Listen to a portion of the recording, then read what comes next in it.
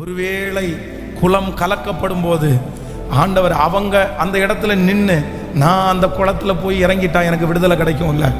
இன்றைக்கு இந்த சத்தத்தை கேட்கிற ஒவ்வொரு பிள்ளைகளையும் பார்த்து ஆண்டவர் சொல்லுகிறார், உங்க கண்களுக்கு முன்பாக முயற்சி எடுக்கக்கூடாத நூற்றுக்கணக்கான காரணங்கள் இருக்கலாம், நூற்றுக்கணக்கான மனிதர்கள் இருக்கலாம், நூற்றுக்கணக்கான தடைகள் இருக்கலாம்.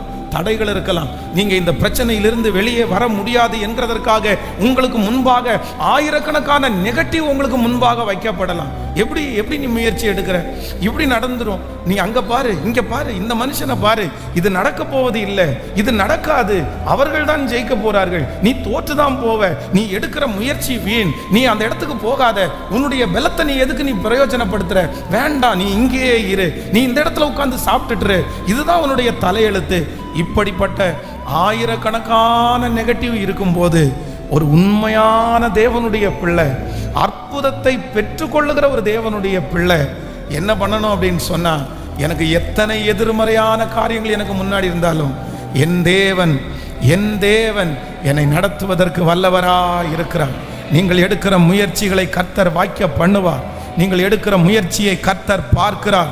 இத்தனை சூழ்நிலையின் மத்தியிலையும் நீங்கள் எடுக்கிற முயற்சி கர்த்தருக்கு தெரியும். கர்த்தர் சொல்லுகிறார், நிச்சயமாகவே முடிவு உண்டு. உன் நம்பிக்கை வீண் போவது இல்லை, உங்க நம்பிக்கை வீண் போவது இல்லை. உங்களுடைய முயற்சியை கனப்படுத்துகிற கர்த்தர் இருக்கிறார். உங்க முயற்சிகளை ஆமோதிக்கிற தேவன் இருக்கிறார்.